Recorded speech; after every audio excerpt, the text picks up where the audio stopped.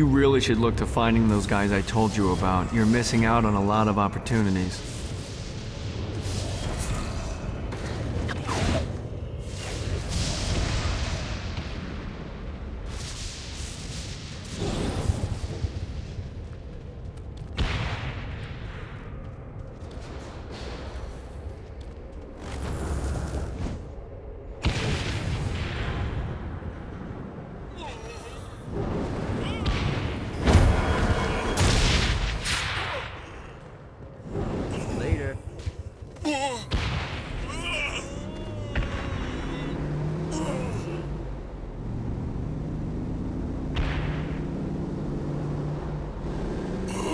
Who's laughing now?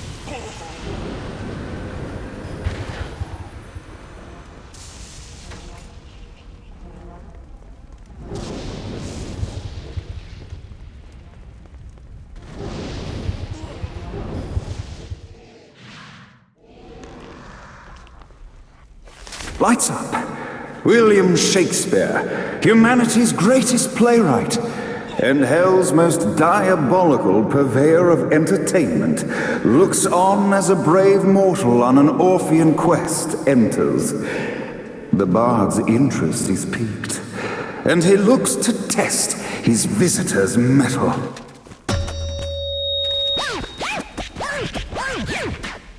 The masked tragedies were used to enemies cowering as they approached. But soon they realized that they faced a foe with courage and nobility, traits uncommon in the fires of perdition.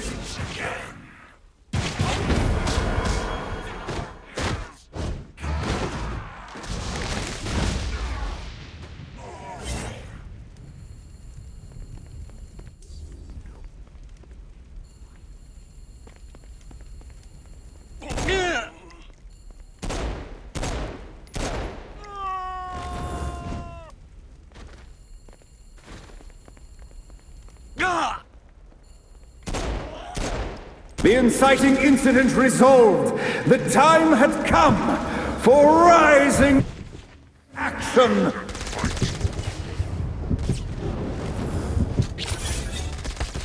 Bring me their heads. Face me. No. The heartless one. Keep it coming. The battle raged on below, and as bullets and blood flew, the bard arched a curious eyebrow. Could this mortal be the exact thing that Shakespeare needed?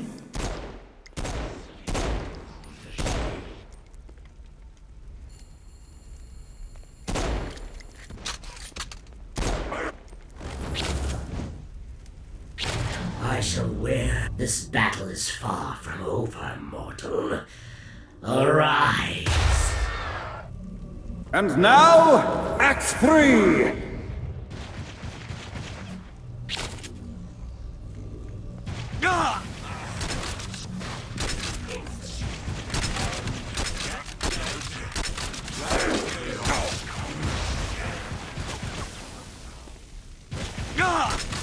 Never should have fucked with me.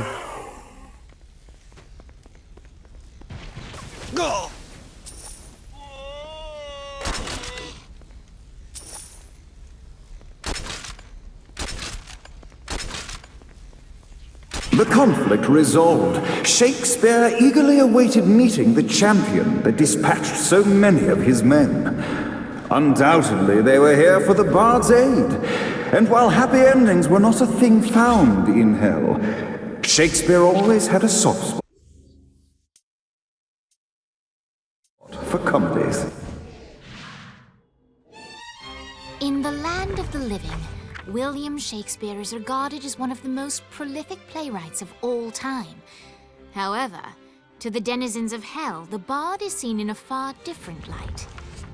After selling his soul for fame and adoration, Shakespeare served in hell as Satan's spy master general. In doing his duty, Shakespeare would punish the souls he was investigating by forcing them to perform in grotesque passion plays for Satan's amusement.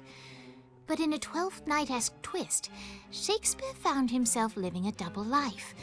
While he projected an image of cruelty, his heart was as soft as Jezebel's. In secret, he would tutor her on the classics and act out the works of his mortal days. When Satan found out, he cast Shakespeare out of the palace, believing that the poet would be tormented by the populace of hell, far out of Jezebel's sight. But Satan had not counted on the bard's cunning. Embracing his persona of master torturer, Shakespeare and his followers, the tragedies, took root in the entertainment district, biding their time for revenge.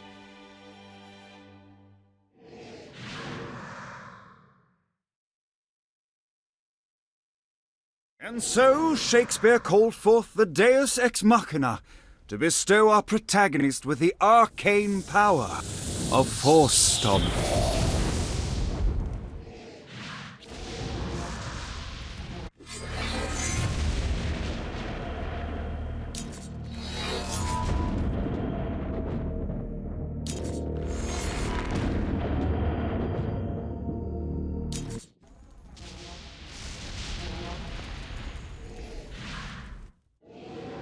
Lights up! The mortal stands in the training grounds, eager to try out his new Force Stomp power on the group of demons in front of them. Your suffering will be legendary! Act 1, Scene 2, in which our protagonist kills more demons. Act 2, in which our protagonist is greeted by foul imps.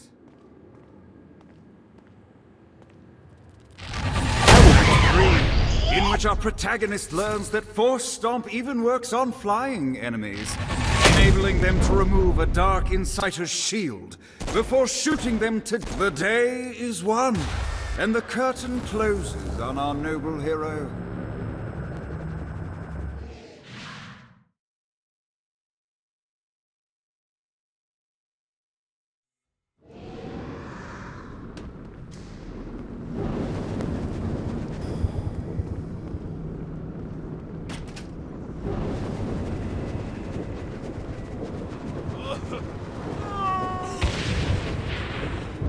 Nice bike.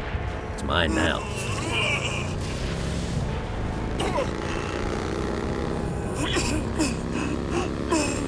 The Bard gives exposition, which reveals that the President has been trapped inside some sort of soul crystal inside Satan's palace. The only way for our protagonist to save them is to draw Satan out by continuing their actions in hell.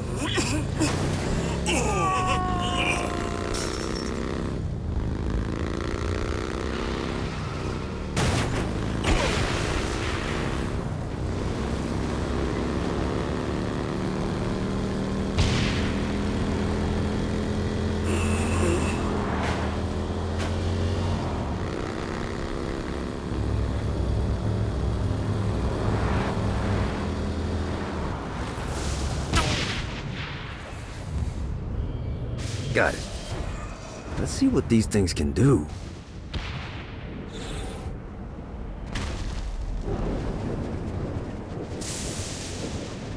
A Damned Souls Orientation Guide, Chapter 12, The Barrens.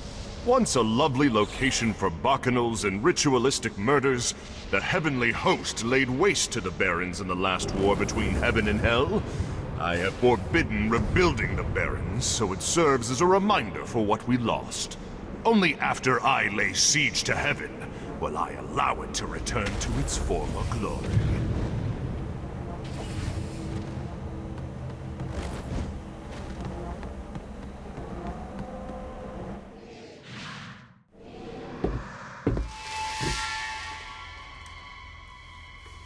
Abandon ship! We've been boarded!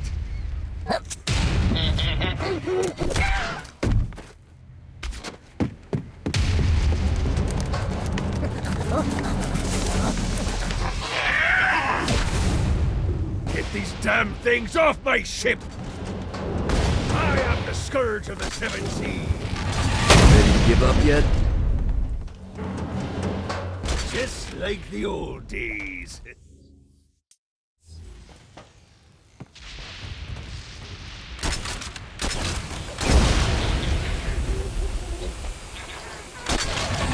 Fantastic work! I got a bit of treasure in that chest over there. The weapon you find inside may help with our little imp problem. Ooh.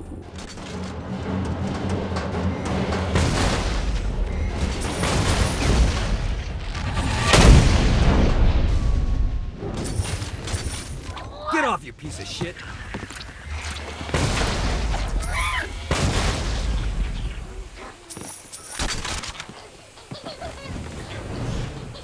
I summoned these imps to serve as my crew. I forgot what a handful they could be. Once aboard, they wouldn't listen to their captain.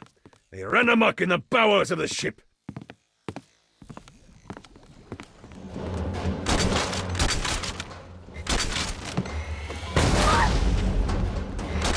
You gotta try harder than that, Satan. Fantastic work.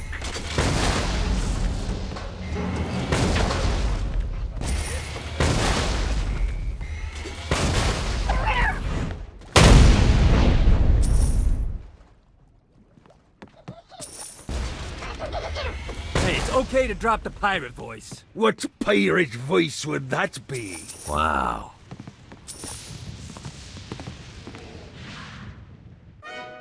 Zinyak's destruction of Earth had a profound impact on the afterlife. To heaven, it was a logistical nightmare. St. Peter's meticulous nature drove purgatory wait times to unbearable levels. Meanwhile, in hell, where souls in pain were used as currency, it created a new era of prosperity for the wickedly enterprising. This economic boon resulted in the coffers of hell to be overflowing, which in turn piqued the interest of the most notorious man that sailed the seven seas. Long had Blackbeard been a thorn in Satan's side, robbing tax collectors on a semi-regular basis. But the promise of an immeasurable fortune drove him to be even bolder. An arrangement was reached. Blackbeard would provide information on strategic targets in exchange for a share of the profit. Johnny, who was interested in murder, not money, happily agreed.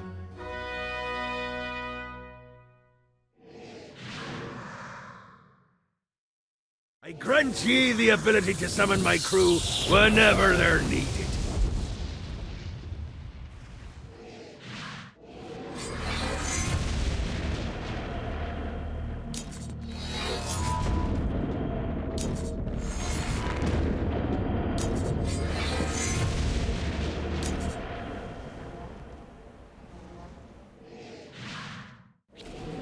All right, matey. It's time for your lesson.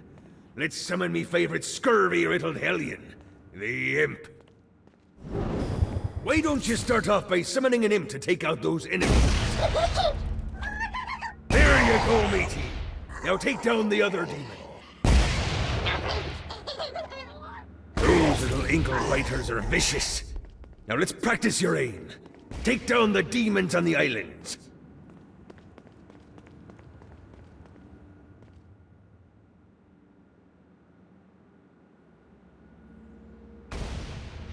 Few things are as rewarding as pressing someone into service, am I right? Now get going! There's a whole wide world waiting to be plundered.